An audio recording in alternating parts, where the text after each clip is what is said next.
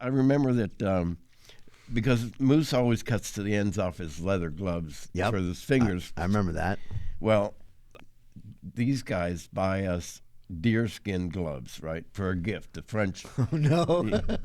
And so, yeah, the first thing that Moose does is these guys freaked out completely. They couldn't believe that he just cut the ends off these beautiful really Nice gloves. expensive gloves. gloves. But I'll never forget that. Even cutting a hank of rope or anything, you don't. You just use what you need and bundle the rest up. You just don't cut a piece of sash off a roll. Wow. And of course, that's the other thing. I'm cutting, and they're like, "No, you leave it rolled up, and just if you open another roll, if you need another piece, but don't cut it." So I got 7 open rolls. Yeah, going exactly. on. But no, they were really great guys. Yeah. But they're really They family. just had their systems. It's all family. Yeah. That's why they don't work on Saturdays, and they only work 8 hours because they believe in being home with their family for dinner, and that's just it. And they drink wine at lunch. That's right. Yep. And Which it's all okay. Made the second half of the day go really slow.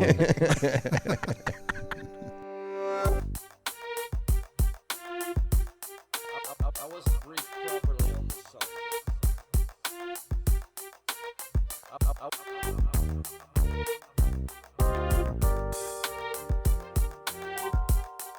So yeah, let's get into it. I've got Jeff Howery, I've got Bobby Huber, I've got Dennis Zoppi. Jeff is pretty much known around the world as Moose. Yep. But yeah, you and Bobby especially, first movie here. Dennis, you came up pretty quick after that. I guess Moose, you kind of led this charge of this group here. Well, I guess. I don't know. I didn't know Bobby before this movie. He was friends with the key ɡrɪp, who was my business partner in Houston. And actually, funny, we didn't have a rigger when we started, a rigging key when we started Firestarter, when John came down here. And I was going to come down a couple of weeks later. And then Bobby entered the picture. I'll let you tell that part of it, Bobby, because you were actually, part of it when you met Margie, or when you went to see John's wife in Houston. But I basically, because John hired Bobby, I lost 2 weeks of work. Yeah. And I didn't know Bobby. Although we lived very close to each other in Houston, we had never met.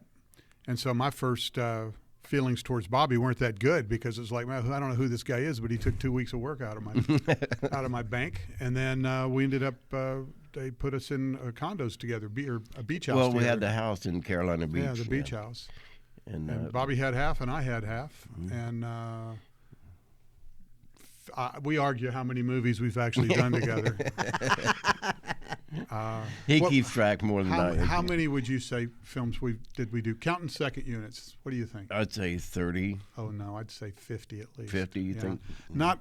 There's probably 20 we don't want to mention. No, but there's some that you left earlier, or I left early, To start or the next one. came in late, or replaced another crew, kind of thing. Right. So overall, yeah, you're probably right. It's probably close to that. A lot. We did a lot of films together. Yeah. As soon as Firestarter was over, we went down to South Carolina. I don't even remember what that was, but we were 2 weeks on something on an aircraft carrier on a.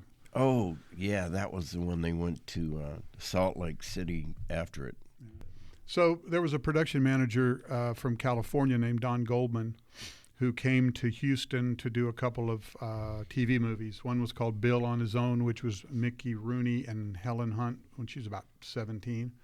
And the other one was called Adam, which was the story of Adam Walsh. Daniel J. Trivedi and Jo Beth Williams were the actors in that. Sorry. And we didn't know it at the time, but Don had this movie coming here, and he was looking for non-union people. And I guess you could say he was sort of grooming us to come here, not just the ɡrɪps and electricians, but props. Some of the department heads were from L.A., but most of the crew came from Houston. And that's how I ended up here.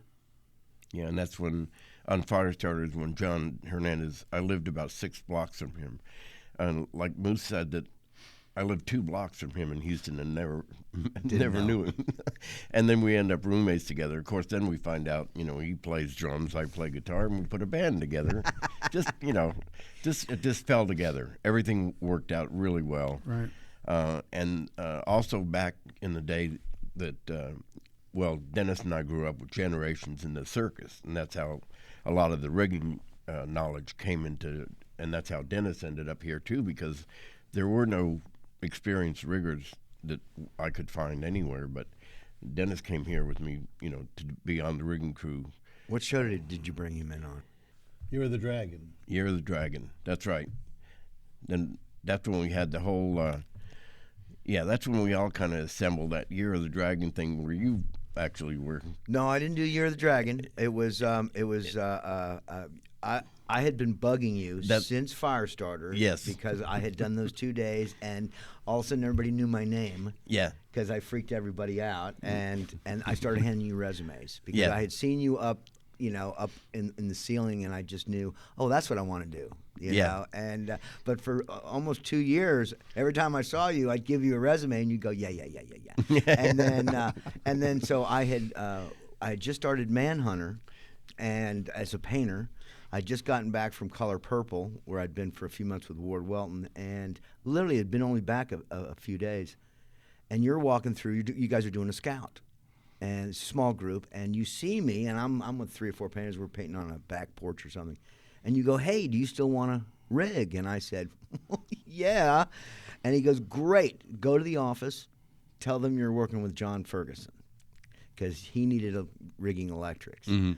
And that started a 5-city tour the next morning. Yeah. And that was my introduction to rigging. But I was a rigging electrician, actually. And then we took over the shooting crew when the Italian ɡrɪp electric department left in the middle of the night at lunch.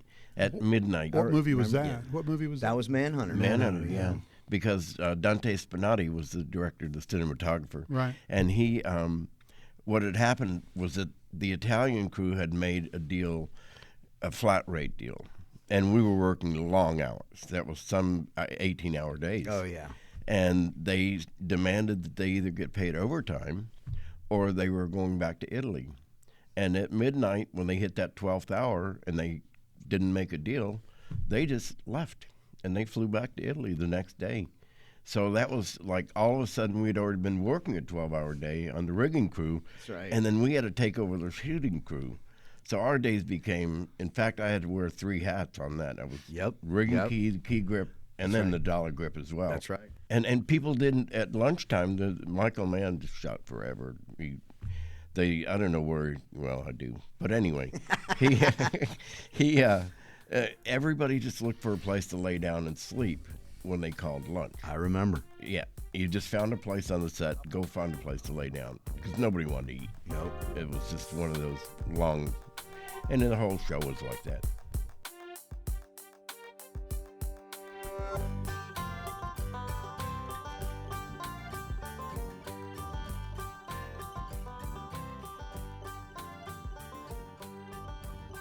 I think that was when the Italians left.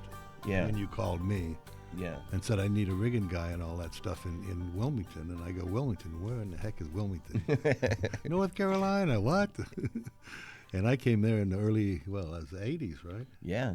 80. Yeah, and it was like a small 4, little town, 5. and I was like, whoa. Yeah, I was going to say 85. What a great- 85, yeah. Sounds about right. What a great city to, I had little kids then, to raise a family. I didn't have to work in L.A. or New York or, Well, we kind of grew up together. His parents and my parents were like best friends in the circus.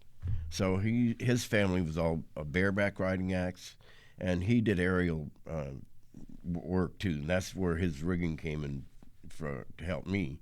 But in fact, I worked 2 years with him with the rodeo with the bareback riding act, and then, but like I said, we were kids together, and we grew up together. And then, so that was, knowing him that well, it made it easy for me to, he could just fit right in. Yep. And it's worked out ever since then. It's worked out great. And we hang together every weekend, and same with Moose whenever. So you and your family had a writing act? Yeah, we had, draft horses run in a circle, do somersaults on their backs and this sort of thing. And 9 generations in my family did it.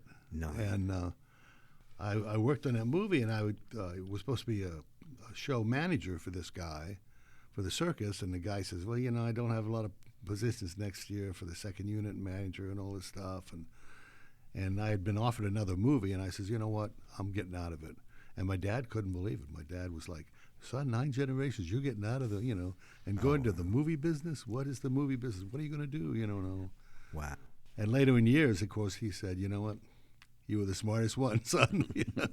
Just because that whole industry had changed so much. Yeah. So it had gone downhill so bad and everything, But my daughter and my son were the first 2 to go to college and get a good college education out of the Zoppi family, Because the poor kids in the industry, in the circus industry, that's all they see. That's all they know. Yeah. They have little blinders on, and that's what they get taught. Yeah. And it's hard for that to break out. How do you transition to anything To break else? out of that and say, well, no, I'm not going to do this anymore, Mom and Dad. It's like, Wow.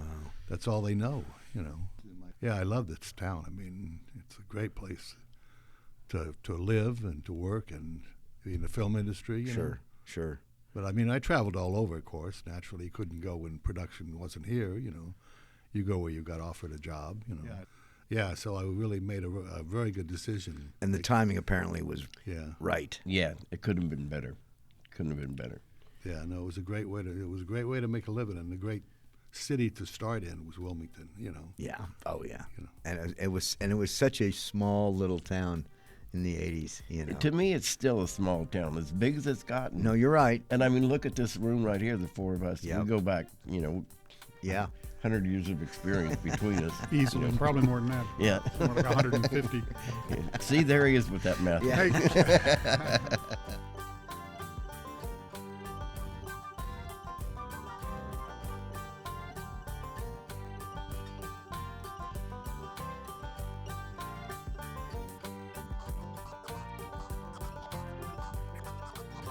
so I just remember one night actually, we had worked all night, and we were the other side of the river, and they had blocked off a major highway so we could shoot.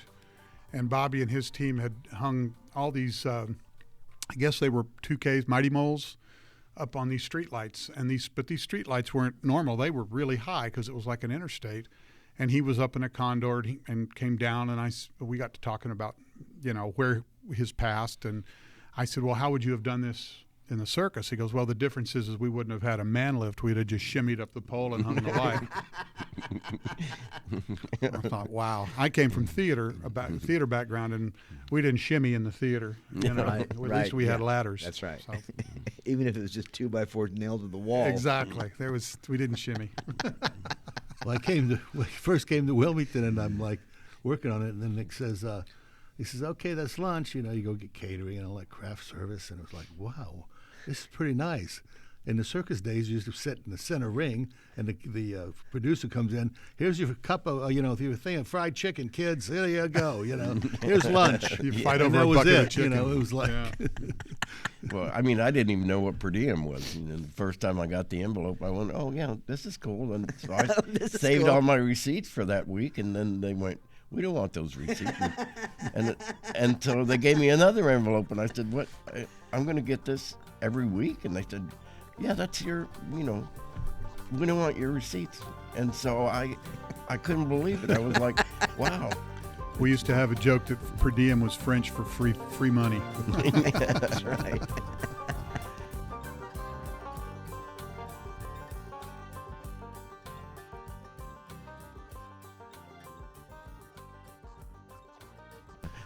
One note on the back in the growing up in the circus, and my family and Dennis, a lot changed because of the animals. Okay. That went to Circus Soleil and Circus O and all that because they were getting away from the animals. So there's so many activists, animal activists, Sure. and it changed a lot of things in the circus. And it kind of made me feel better not to have to be around that. The training of animals, and back in the day it was like, oh, gee, they're in cages, they really should be out.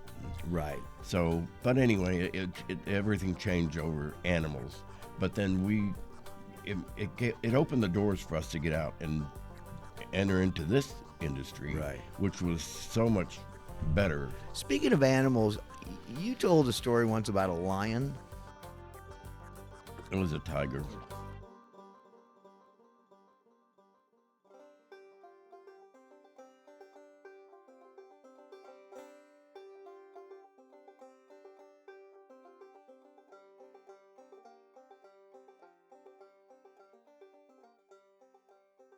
Yeah, I remember it every day because my fingernail never grew back right. Wow. I was scratching the wrong tiger's tongue. It was my own fault.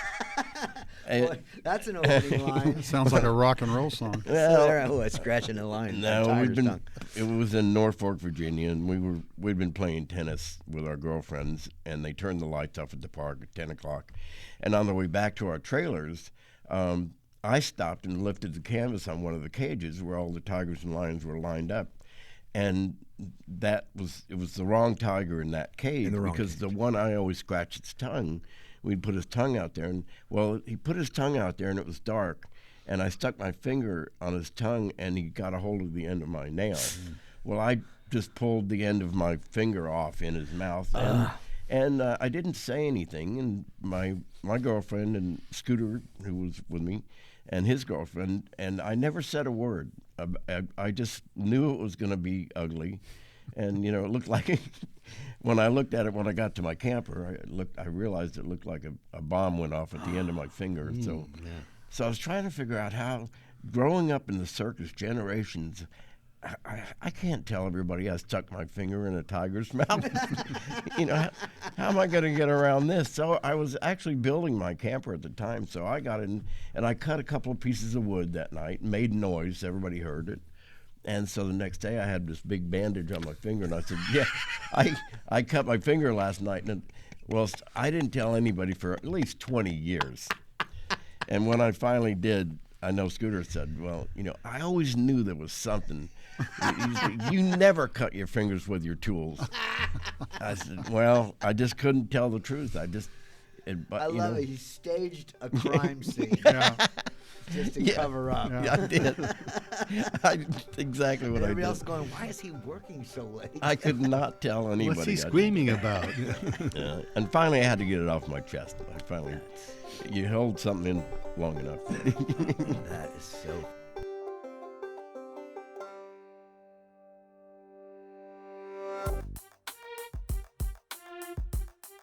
I wasn't briefed properly on this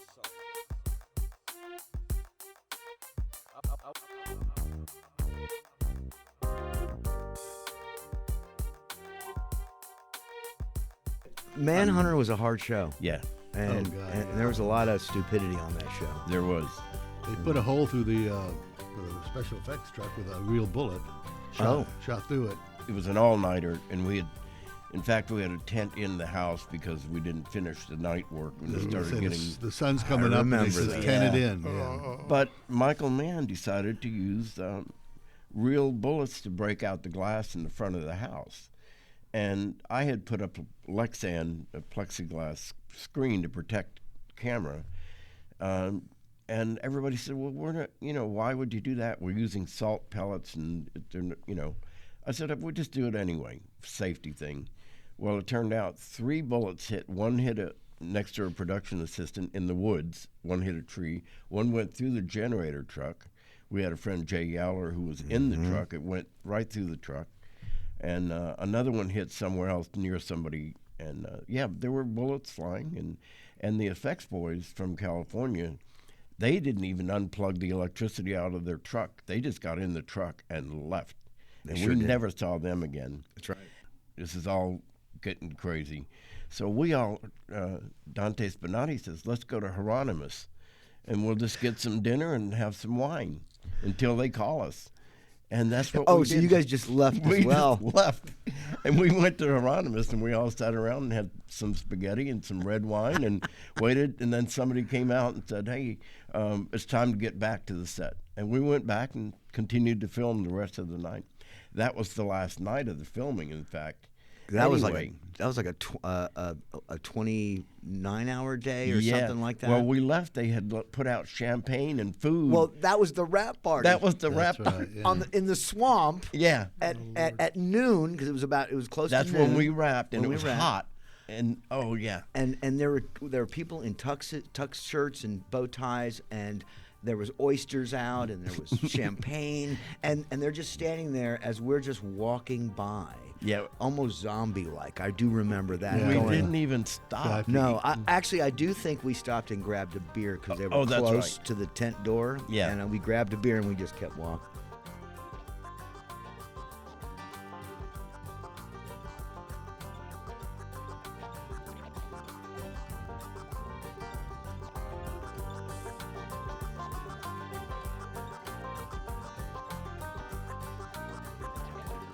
You guys, you and John Ferguson designed the Moonlight, or the moon rig. Well, the Dante moon rig. Spinati actually. Oh, it was for I'm him. sorry, please tell and me. then Butch Tulove made it for us. Yep.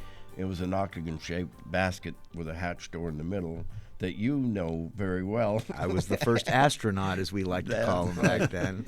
So, but you know that thing worked out really well. But you know, you'd never get away with that. No. In fact, when I took it to Los Angeles, I had it for about a year, and then I ended up just cutting it up, and Right. recycling it, because there's no way. Nobody was going to touch it. No. Yeah. No. But it was crazy. You know, I remember you being up there with your lawn chair and your little. I had a book. You had a book Because I was just up there in case I had to tweak a light. Yeah. Or drop a scrim in, Yeah. you know, and there wasn't a lot of that. It was very mind-numbing. Yeah. You know, talking about things we can't do anymore. The movie we did up in Squaw Valley, Oh my God. Blind Fury, Oh, yeah. and those gondolas that went up, and you guys were on top of the gondolas. Yep. Steve in the morning, I was in the In afternoon. full ice cream mode. You know, there's no way in the world they'd let people go up there now and No, do the stuff never. that we got away with. Now, maybe it's because we were non-union. Oh, of you course know, it was and- because we were you know, non-union. Yeah, that had a lot to do with it. Yeah. That first day on the gondolier, it snowed like crazy all morning, and I was gonna replace Steve Graves at lunch or after lunch, and at the end of the morning we were all there, and the gondola comes up, and you can't even see Steve because the snow is so thick. He just looks like another piece of the gondola until he kind of turned his head and the snow cleared. I mean, he literally was buried, and I remember asking him, I said, you know, how come you didn't? He goes, I got to tell you, once I was covered, it was a little warm.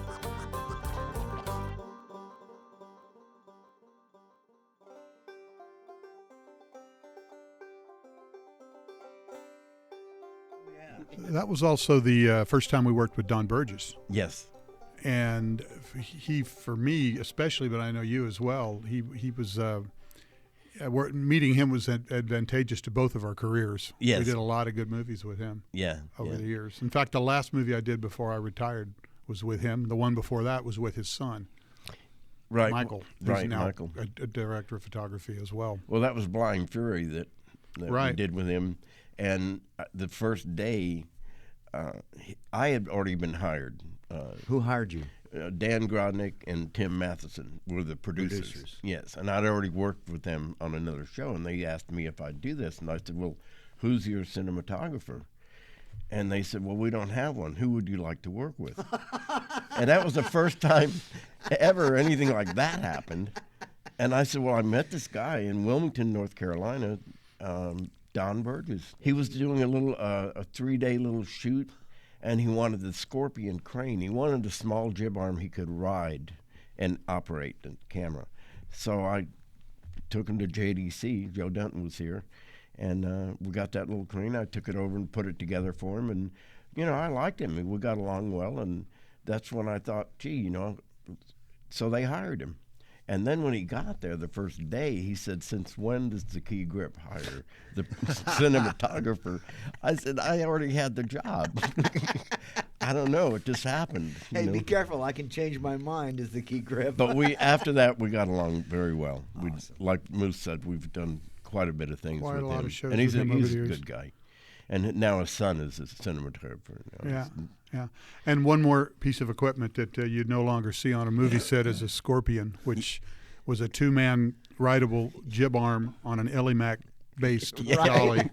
Really a dangerous kind of a Oh my God, I can't believe nobody got hurt on that. I mean, talk about putting faith in engineering. Yeah. Oh my gosh. Well, we Yeah. used it, and actually that was the crane we had that we had to load into the airplane on Blind Fury. That's right, when Because it all was the in crane one of the weights, trucks. the guys that worked for the airline wouldn't load the weights. Yeah. So we had to do all that. Yeah, that was pretty good. I also remember it was so hot, and we were out in a cornfield. Oh, And we climbed into the water truck at lunch to Yeah. cool off. It was that hot. well, I think Murphy and you both had a lay down. Oh, I went out. Yeah. I had heat. That was one of probably 4 heat strokes I've had over the years. Well, that's when we put that 100 feet of track through the cornfields. There was no air. It was about 115. It was. In Houston, yeah, and, in the summer. And Philip Noyce, the director, I'll never forget, he walked over to one of the coolers thinking it was water, but it was sea breeze to dip your and put around your neck. Yep. And he just filled a whole glass of that and downed it. Well, he was down for the count. But it was that hot that you couldn't even think straight. That's yeah. right. I mean, that's right. the bottom line. Yeah. It was. I've tried to stay away from cornfields in my career from that point on. And it was funny because back then, we'd go right out in the middle of the cornfield. Well, you're not going to see 360 degrees. Why don't you just go to the edge of the cornfield? Oh, no, we're going to go in the middle of That's the right. cornfield. Where there's no wind. Yes, and No don't air. knock any corn stalks over on your way in. Yeah. Oh, okay, great. And we need the crane. Okay. But you're right. For years after, anytime you drive by a cornfield, you just shudder a little bit. You Yeah. know, just from that memory. Yeah.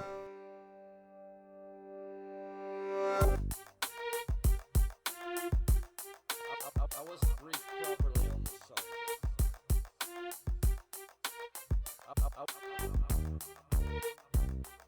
This is the one thing about the industry that my favorite thing, I guess, really, is that no two shows are alike. And it's not like an office job. It's not like something you go every day and do the same thing. And every show is different, and every day is different. And, we never know. I mean, I've been in a situation where Moose and I were working in Thibodaux, Louisiana. Oh, that's right. And the DP, the cinematographer, got fired. And at the same day, I had gotten a call from Bruce Moriarty to go to Jewel of the Nile, to go to Morocco, and I needed Moose to go with me. Right. But of course, Moose was like, I don't want to leave a show. And I said, well, look, we got the perfect excuse. 2 things. Tomorrow, we start nights on the show in the swamp in Louisiana in the summer. In the summer. Gator bait. Yeah, exactly. And I said, and now we need to go tomorrow to get our passports and our shots and go to Morocco to, And he said, well, I don't know about this. Well, we had another cinematographer coming in the next day, Reed Smoot. Yep. Who came in? He was born again. Oh, yeah. Oh, he was Mormon. He wasn't born again. Yeah, he was Mormon, yeah. He Yeah. was born Mormon. Well, I didn't know him, and we didn't know him. Years later, it turned out to be, a good thing. So Reed comes in, and this is my last day. Right. Because You're definitely going. I'm definitely going. And so Moose said, I don't know, I'm not sure. Well, after the first little scene on the dance floor in the bedroom, and somebody laughed in the other room or something. We were just doing a rehearsal. And Reed had gotten really upset and said, I don't want any laughing on the set. This is, And then Moose came out at lunchtime and he went, I'm going to go. And I said, oh, good. So there we go. I didn't laugh much in Morocco, though, I'll tell you that. Because that cinematographer was Jan de Bont. Yeah. Oh, my gosh. Yeah. Geez. And that was, we called him the Mad Welder because he welded with light, And we were in the desert and we had Yeah. the biggest lights they had at the time. and Exactly. It was we went out of the pan and right into the fire. But what a great experience. It was. Yeah, that was in Morocco with Jewel of the Nile, and Moose ended up with dysentery and sunstroke at the same time. Yeah, I lost 40 pounds in like 2 weeks. Yeah, I was real Wow. sick. yeah, and that was a good. But then that was weeks in like Tinnaher and Ouarzazate and all these places that there was nothing except a hotel, a motel. But then we finished the show in Nice, France, at La Victorine Studios. Beautiful place. And so it was all, you forget about all the bad That's stuff right. in the desert for all those weeks. And then you get to there. And so we brought our ladies over. Oh, and nice. We bought tickets to travel. We went to Germany and Italy, and we just went everywhere. And it was just one of those shows. We just asked them to postpone our flights home for 2 weeks, and we just toured. And I remember going to the Windsor Castle. We were staying. Datchet, wasn't it Datchet? Datchet. At least that's where we had a hotel, was Datchet. Yeah, because that's where the effects guys were from. Right. And they told us, oh, yeah, Datchet is right there by the Windsor Castle. So Moose and I decided we're going to go see the Windsor Castle. The girls are at the hotel. We're going to walk down there and have a pint.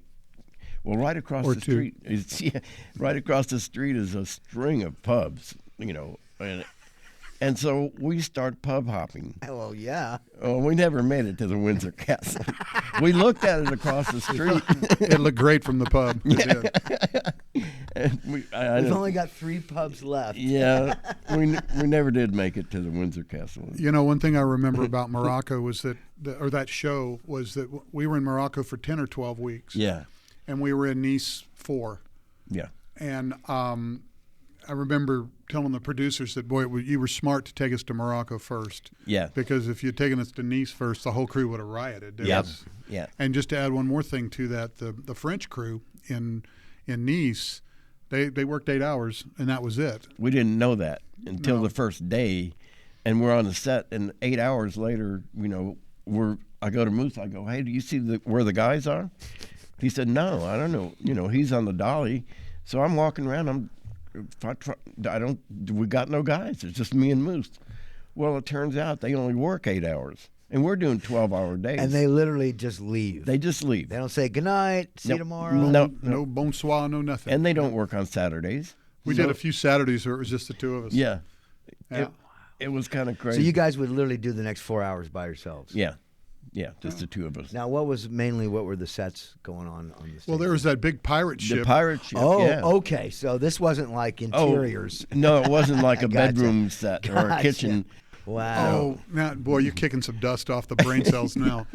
So there was this one stage. It was a small stage, like an insert stage. They were doing the fire hopping scene where they had supposed to walk on the burning coals and all that.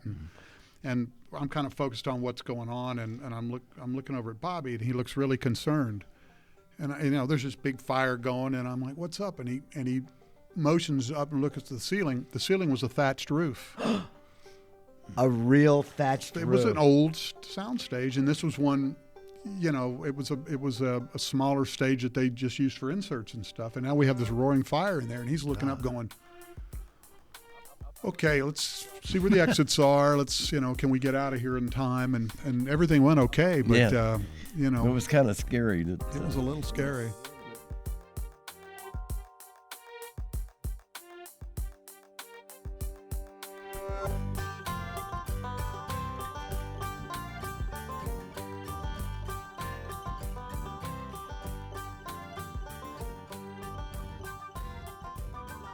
Hey, if we can back up again just Please, for a second please. about Reed Smoot. So, after we got back from Morocco, I mean, over the years, I probably ended up doing another 6 or 8 pictures with Reed, as is Key.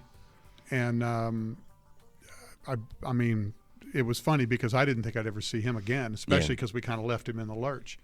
But and he continues to shoot today. But yeah, I mean, that ended up being you just never know who you're gonna see again. That's another reason to be nice to everybody. Yeah, exactly. If you can. Because you don't know. Yeah. Yeah. But so I worked with him a few times after that too. Mm-hmm. And Well, we did the Mormon thing with him, right? Wasn't it? Oh, that's right. It was Right? the Story of the Mormon. large format, the history of the Mormon Church. Yep. Started in Nauvoo, Illinois, and in the 1800s. And Nauvoo, Illinois was an actual location they had stopped in. Mm-hmm. And then they crossed the Mississippi River. Now this is in the 1800s. Now we land the day we arrive there. We land, and it's because it's January, but it is a beautiful day. It's crisp. It's not really, really cold. Blue sky, nothing on the ground, just beautiful. And I don't know if it was the next day or the following day, but within a couple days prior to going to the Mississippi River shoot, it snowed a foot. It felt like a lot of snow came down, and then it warmed back up. So the day we go out to the Mississippi River, they've got, and I always like to say 100 stagecoaches. It probably was 50, but it was a lot because there was a train, and all of them had 2 and 4 horses. Most of them are 2, I think. But the train starts way to your right, and then you look, and the Mississippi River is about 1,000 feet away from where the camera is. And then there's more coaches on the other side of the river. So it's this incredible image, right? It's just gorgeous, especially in this large format film. And we have a Titan crane for this shot. And it is 3 feet of mud. And every cart is buried in the mud. And so it's now a scene of everybody off of the wagons turning wheels, trying to push through this mud. It wasn't as exciting because they weren't really moving like the original image. It was more the struggle. But I think all of us were pretty much covered up to our mid-chest in mud. Yeah. And every time you walked, you sank a good foot. It was just all day long. That was just, but again, one of the biggest shots I had ever participated in too. So we had Kenny Reed with the Titan, good. And the mud continued so bad. Actually, one weekend we just shut down because nobody could move, and we would take a traffic cone, and that's where the post went on the Titan crane. And Kenny would get that thing going as fast as he could, and would bog down right at the cone, and then he would sink. And then they had this giant, I don't know, it was a Caterpillar, a D something, big old tractor would just come in, hook it up, and pull him out. Of course, then you can imagine what footprint a stuck Titan would make. Yeah. So that set was shot. So we'd have to look another way. But for weeks, that's how we would set the crane up. Was just. He'd just come in and land it, stick it, level the post, and off we'd go. Those kind of things, they're really exciting to me.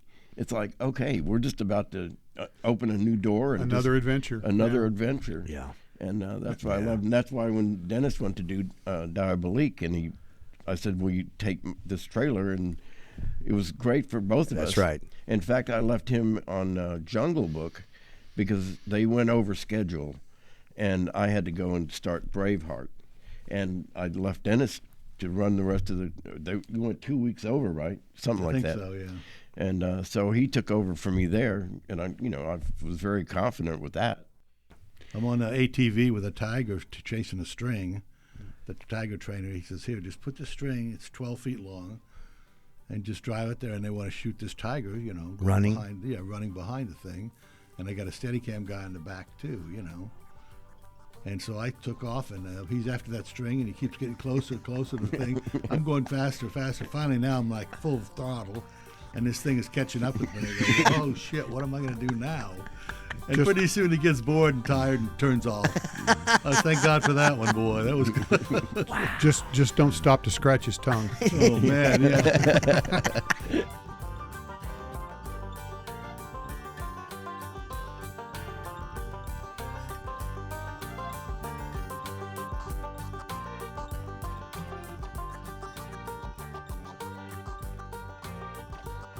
Where did you meet Mikhail?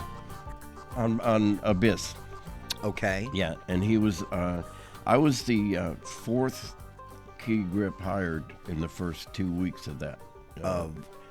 James Cameron was really. Oh, right. He was tough on that, on the key grip, and he was tough on every. People would drop like flies. He'd fire you in a heartbeat if you didn't know what you were doing, and it only took one mistake, and so I figured. When I went to go and join, we were doing loose cannons here, I think. That sounds about the right. And I had to leave about a week early to go to do Abyss. And when I got there, everybody said, good luck with this guy. You're probably going to last about a day. Don't unpack. Yeah. And the first thing that happened, he was standing by the edge of the pool, and he had a viewfinder in his hand, and he leaned out over the edge. And he was lining up a shot, and I stuck my finger in his belt, As you would do. Well, just so you know. No, exactly, Mr. Safety. And so he turned around and said, "Don't ever touch me." And I said, "Well, here I go. I'm going to get fired." And I didn't let go. Yep. I said, "I'm just here for your safety."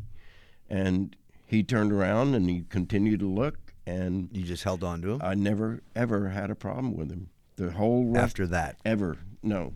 Because I figured if I'm going to go, I'm going to go out, doing something right. Yeah, doing what you do. Yeah.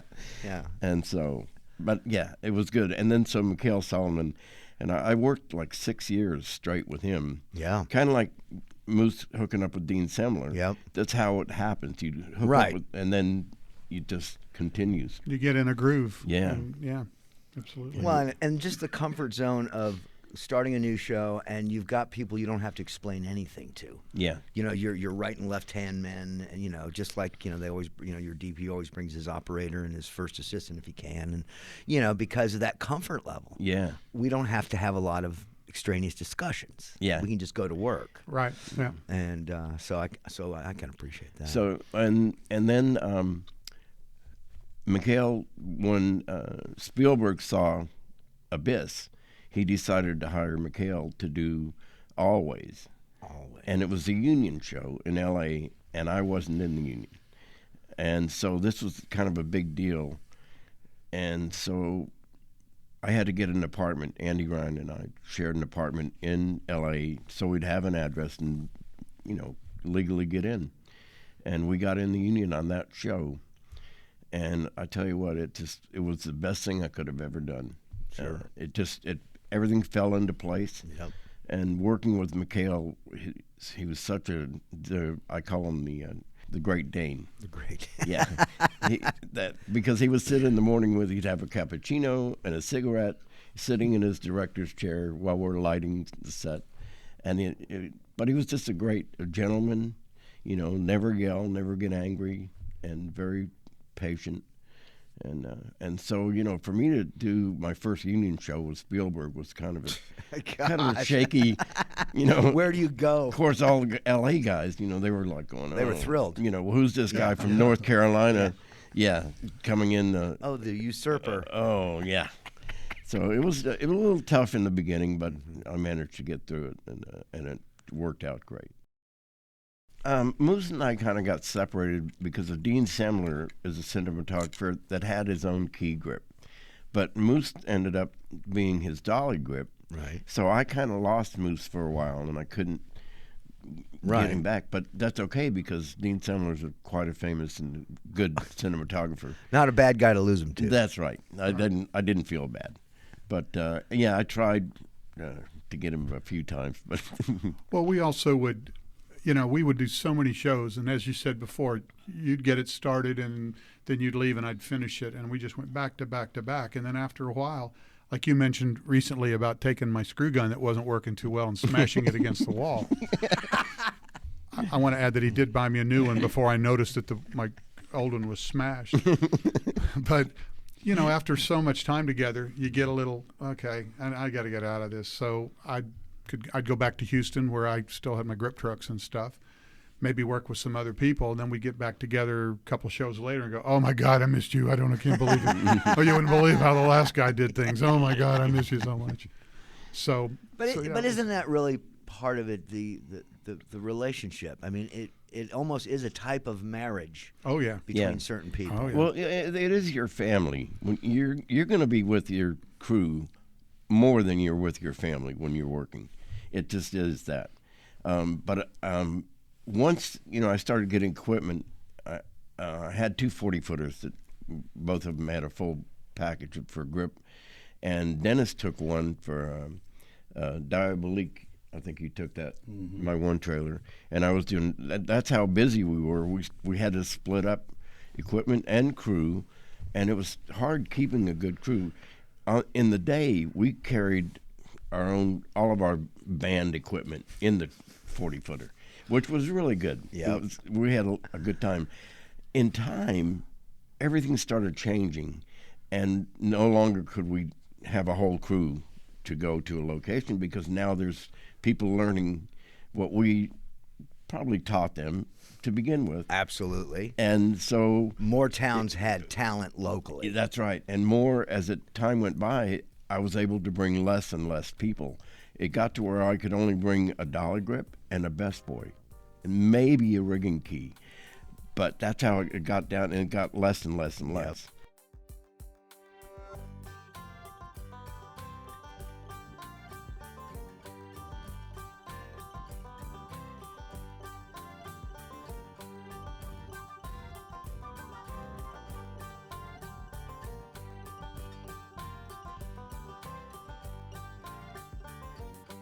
On Far and Away, there was a point where Greg Lunsgaard was a Steadicam operator.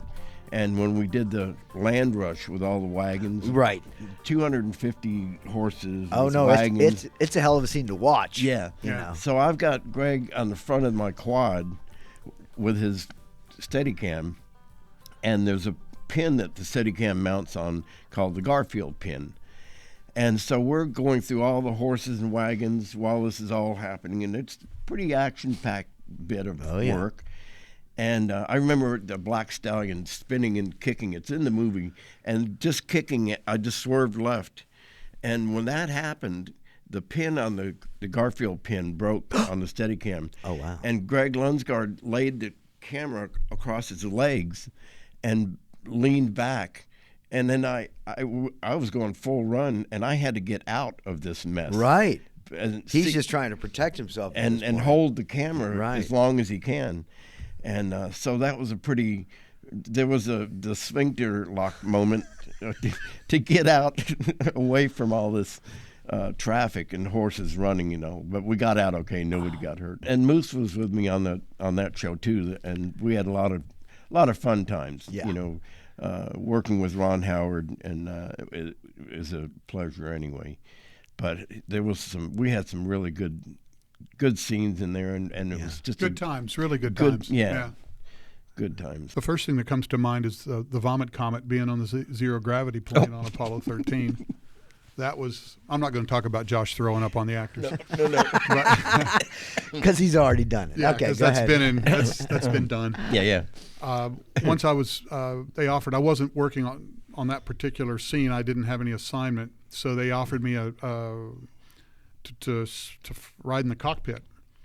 So when that plane does a 2G pull up to 40,000 feet, you start to see the sky starts getting the blue gets a little darker and gets a little darker, and then you go over that hump. You start your parabola down, and just to see the whole world basically almost. I don't know that I really saw the curve of the Earth, but I felt like I did. Wow. And so to be there and go, how the hell did I get here? What? And the only reason I was on that job was because Bruce Moriarty called me and said, hey, we're going to do this unit, and we need to be able to move these set pieces around on the plane. How would you do it? And I said, get some dance floor, ABS slick dance floor skin and put it under there, and you can move them any which way you want. And he goes, what are you doing in a couple of weeks? Yeah. And that's got me on there. Wow. Now, there's that one. Another one would be, again, it's so funny how everything we've talked about is exactly how it happened. Like we were going to go do A League of Their Own after we were working with the New York boys, Priestley and Gary Muller. Yeah. And A League of Their Own got pushed a year, I think. So I'm at home. I'm in Houston in my garage apartment hanging out. I get a phone call. Hey, what are you up to? And I said, well, show I had went away, and I'm not doing anything. What do you got? Well, they're going to shoot the Rolling Stones in IMAX over in Europe for 3 months. You want to do it? Okay, what do I need to do? You need to be in Toronto tomorrow morning. Wow. Okay. And that's right. That's the way it works. So that's the way it was working Yeah, back then. yeah. And then you mentioned Michael Bay. I mean, and I could do a podcast. I'd probably get sued. But I could do a podcast about things there. But the places we were allowed to go into, like at the Chevrolet plant in Detroit, and the wind tunnels, and you name any movie, even the smaller shows that we've all done, you get into these spots and go, wow, you'd never be allowed in there as a Yeah, as a somebody citizen. walking by. Yeah, That's right. and to be there and not only that, but say, hey, can you move that over here? This is in the way. You know. Yeah. Bobby was talking about our bands that we had, the music that we played, and the fact that my drums and his PA system and everything went in the front of his 40-footer, and he'd get there early for the scouts, and he would find us a place to set up. So we would play 3-4 nights a week. Instead of going to the bar, we'd just take some beer over to the green room or wherever it was, and we'd jam. And in the later years, well, far and away is the one I'm thinking of the most. We had the big room we built on stage. Yeah, absolutely. And but Bobby would interview local guys. And this guy would come in and, well, I've been a stagehand for 20 years, and blah, blah, blah, and I'm done this film and that film. And Bobby would say, great, do you play any instruments? No, not really. Okay, next guy would come in, well, I'm kind of new at this. I'm doing this. And he goes, do you play any instruments? He said, yeah, I play bass. You're hired. And Bobby'd say, we know how to grip. We need a bass player. I can teach you to grip. Yeah, gripping's easy, but we just cannot keep a bass player on the crew. So that for a number of years, and you went through a number of people, Frank Montesano, I think Scooter, that you'd give them a bass guitar and say, here, learn how to play this. And they're like, I can't, It just didn't. Just didn't happen. Had to find a bass player. And again, it goes back to all of us being friends and being family. And golly, we had some good times. We worked long days, 6 days a week, and then spent all of Sunday. We really had some good music going on. Yeah. It used to be in the beginning when we knew 2 songs. Right. And they yelled out, play the other one. They never said play another. They just always said play the other one. Because we would play What I Like About You for 20 minutes. Then we'd play the other song, whichever. Yeah, by the time we got to Maine, we had 4 songs. Yeah. Oh my God! We had enough guitar players that we could string out the leads. But nobody cared. No, it was just fun. Yeah, it was just fun. That's beautiful. Yeah.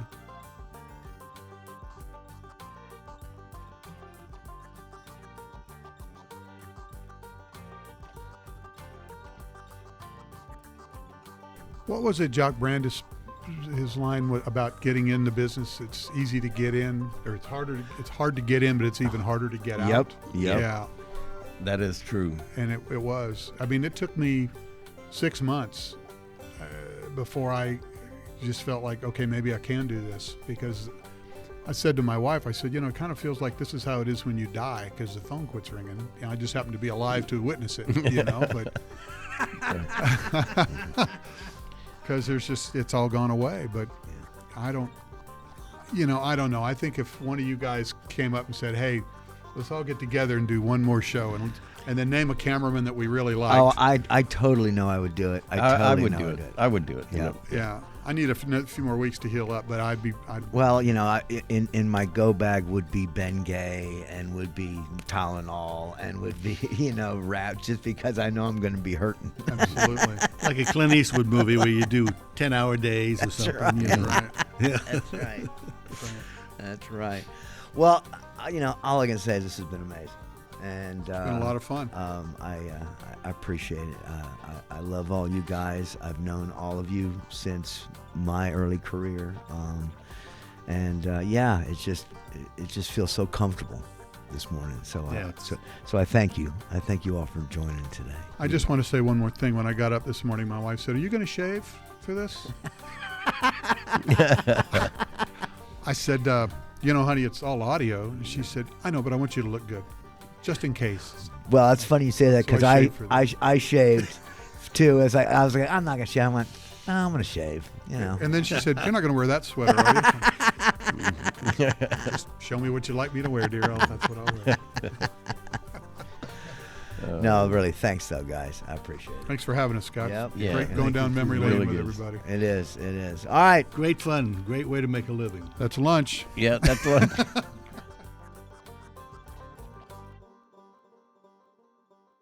Rap Beer is created and written by Scott Davis and John D. Kretschmer.